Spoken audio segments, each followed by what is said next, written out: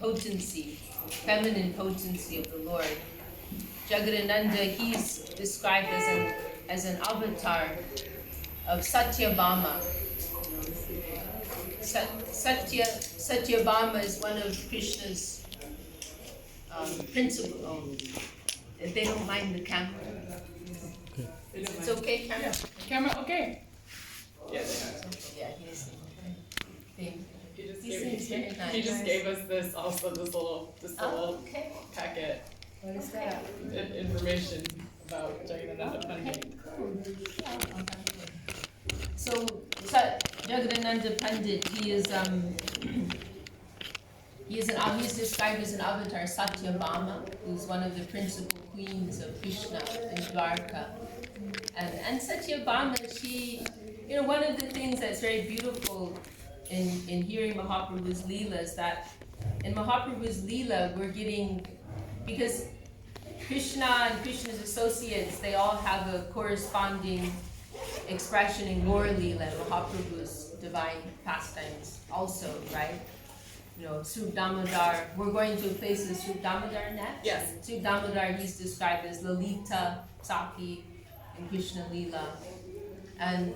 And through hearing about Mahaprabhu's associates, we get more insight actually into Krishna's Leela and the nature of Krishna's associates. So Satyabhama, and also vice versa. And so Satyabhama, Krishna's one of the principal queens, right? In Dwarka. She's known for having a very particular kind of nature, right? It is known as Bhama Bhav. And it means this mood of kind of like being contrary, which also, these are high topics, but also gives it is pleasing to the Lord.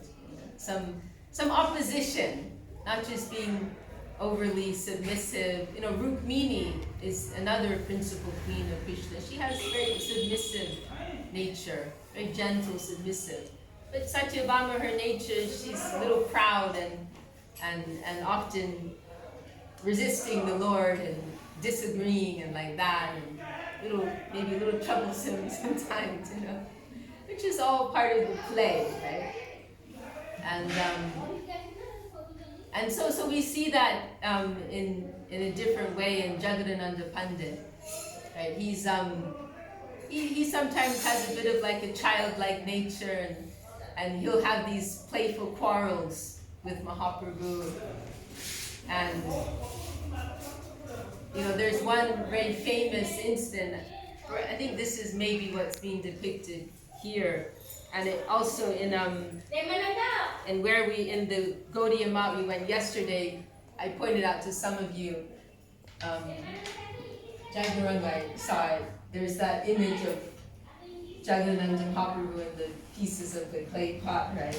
It's a very, very charming pastime. Jagadananda, he's always in a mood of wanting to make Mahaprabhu more happy, more comfortable, and there's this one occasion I think he carried it from Navadvip. He carried it like some distance, this big pot of sandalwood oil, like scented, expensive sandalwood. It's a big pot, clay pot, and he carried it all this distance, and he offered it to Mahaprabhu, to use for like massage in his body. And he brought it for Mahaprabhu, but Mahaprabhu, he said, I'm a sannyasi, it won't look good for me to be wearing this scented, perfumed oil. People may criticize me. And, it's like something quite luxurious. And so Mahaprabhu said, you can give that sandalwood oil to the temple, to the Jagannath temple. They can use it in the service of Jagannath. And he mentioned like lighting the oil lamps. They could use it for the oil lamps. But Jagadananda, he was very angry about that, and he took that big pot and expensive oils, he smashed it on the ground. Like, I brought this for you, and if you won't take it, it's not going for anyone. No one else will have it. And then he went and stormed out, and he locked himself in his room for several days, and he wouldn't eat anything.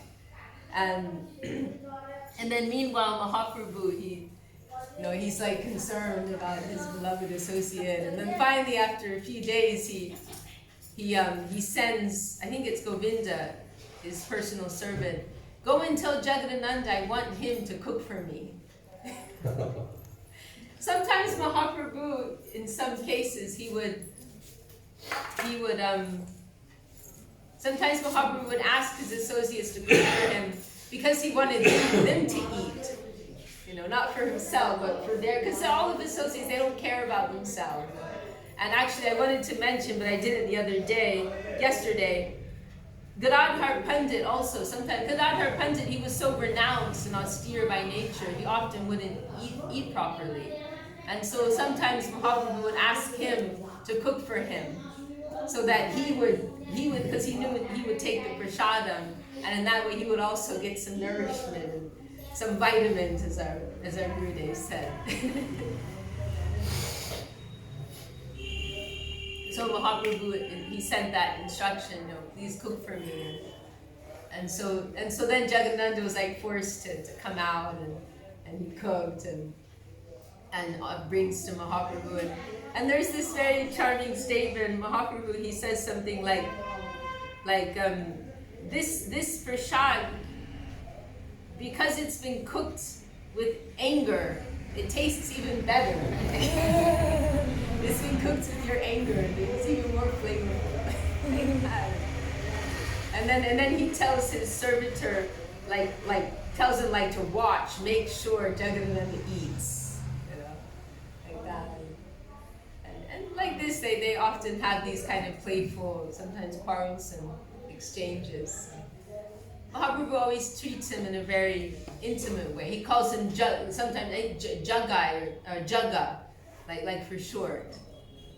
And there's this one incident when Sanatana Goswami decides he wants to. Sanatana Goswami, he's staying in Vrindavan, and he comes to visit Mahaprabhu in Puri. And Sanatana Goswami, along the way, he has contact with some contaminated water, and all these horrible sores break out on his body, like oozing pus, and when he arrives to Puri in this state, and Mahaprabhu is just rushing forward to embrace him, and some of the pus is literally smearing on Mahaprabhu's body, and Sanatana's horrified and keeps trying to back away, and this goes on day by day. Every day Mahaprabhu is going to embrace him, and Sanatana's like, stay away from me, and Mahaprabhu doesn't care. And finally, Sanatana's so tormented about it, he thinks that, I just have to leave. I'll go back to Vrindavan. And then he discusses it with Jagadananda Pandit. Oh, what do you think I should do? And Jagadananda tells him, oh, yeah, maybe it's a good idea. Vrindavan's your place of service, and you'll feel more peaceful. And maybe it's a good idea you go back. And so then Sanatana goes to Mahaprabhu, and he says, I've decided I'm going to return to Vrindavan, and I also discussed it with Jagadananda, and he agreed it was a good idea. And Mahaprabhu became very angry, and he chastised Jagadananda, this Jaga, why are you listening to this Jaga? He's just a foolish boy, but you are so great, you can instruct me. And you are so pure, you can purify the whole world, so don't worry about anything. But Sanatana Goswami, he has this beautiful mood, and he actually expresses because Jagadananda, you're more intimate with Jagadananda. You're giving me the bitterness of respect, and you're giving the sweetness of chastisement to Jagadananda. You're treating me in a distant, formal way, and you're treating Jagadananda like he's your close, intimate associate.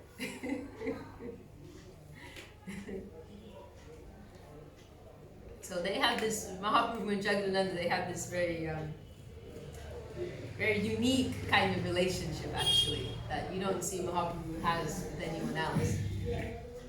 Jagadananda, his title is Pandit, right? He was also a great scholar too, and we have one book, Prema Vivarta, which has come from him.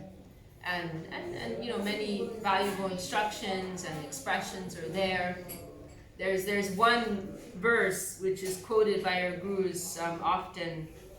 Is it Krishna? Is it Sadhu Sangha Krishna Nam E Macha Chai Samsar Haribo Samsar Kon Vastu Nai. It's saying that I only have two desires: to have sadhu sangha, to have association, and to chant the holy names of Krishna.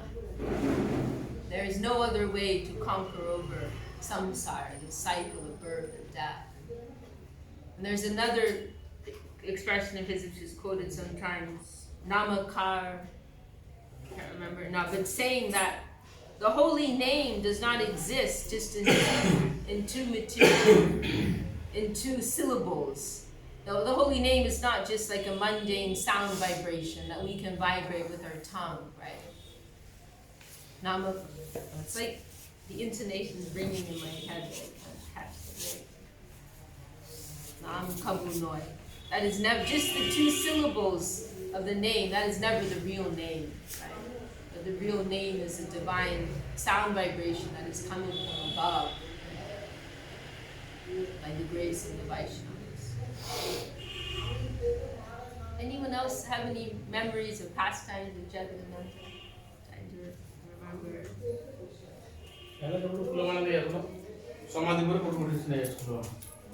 Oh. Jai. Jai.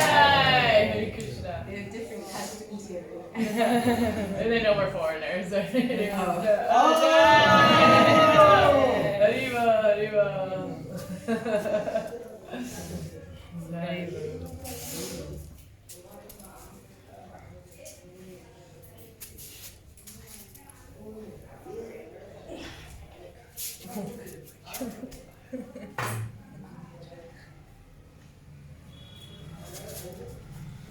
Oh yeah, this is also mentioning in Chaitanya Charitamrita.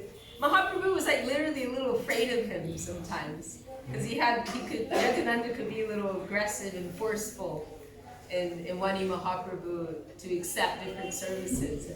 And here it's it mentioned in Chaitanya Charitamrita, Jagadananda, he's serving Mahaprabhu prasadam. And he keeps serving more, and Mahaprabhu is afraid to say no, and afraid Jagadananda will get angry, and so Mahaprabhu keeps eating it, and Jagadananda keeps giving him more, and Mahaprabhu keeps eating it, and finally he can't take it anymore.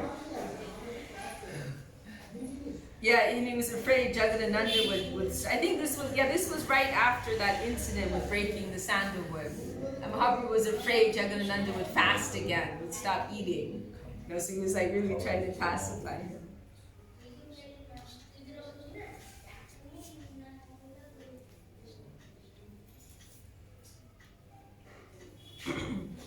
That's right, and also Mahaprabhu would send Jagadananda every year to Navadvip to visit his mother. Sachi, give some comfort to her heart, send some prasadam for her, and he would give news. Right, about Mahaprabhu. Oh, and it was Jagadananda who carried that cryptic message. This was like a turning point in Mahaprabhu's Leela, when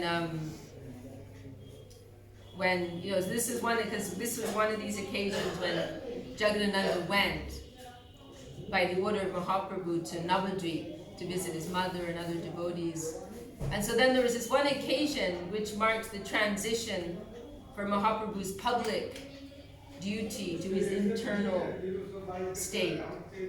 And so this one year Jagadananda went, he met with the Navadvip Bhaktas, and then in Vaitacharya he gave this very cryptic message to Jagadananda and told him to carry it back to Mahaprabhu. And it was something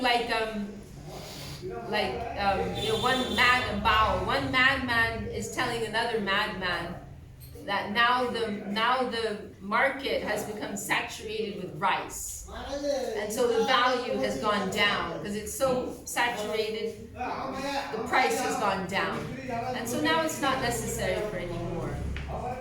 And he was indicating, like, now you finished your duty, spreading the movement of Harinam Sankirtan, and now you can retire from that duty. And Advaita sent that with Jagadananda. And when Jagadananda delivered that message, then Mahaprabhu started laughing, and he said, he responded that, oh, Advaita Charya, he's a very great, he's a very great kind of worshipper, something like that, very great devotee. That, in India, at least in Bengal, some of you saw on our way, maybe it was in Navadvip, they make these temporary deities.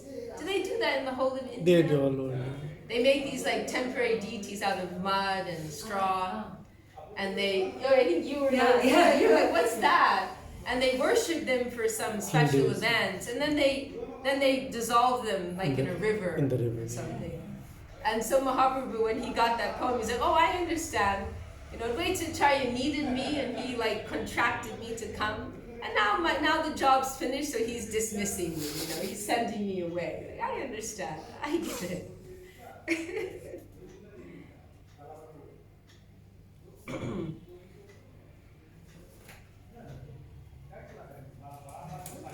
It was at the Lord Shiva's temple, Budo Mahadev temple in Bampura. They have the clay. Oh, okay. On the side, okay. they have clay. Uh-huh. Krishna and all, they're made up of clay. They're left over there. Either they leave in the temples or they leave into the waters. Oh, so sometimes they just let them kind of disintegrate by themselves? They leave in the temples, which is not right. But they normally being lazy. Yeah, normally they cannot find the water body, So normally they can. So that's why they in the Budo Mahadev temple. Last time when we brought there were loads of deities on the side, Shivas and Krishnas and all, which are clay deities. Right.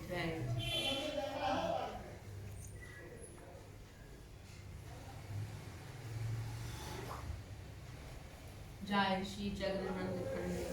Jai.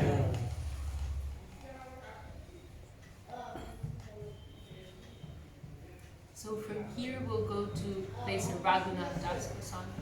Yeah, I believe it's the same spot. So Damodar and Raghunath Das Goswami. I think it's the same mod that they have. So we're just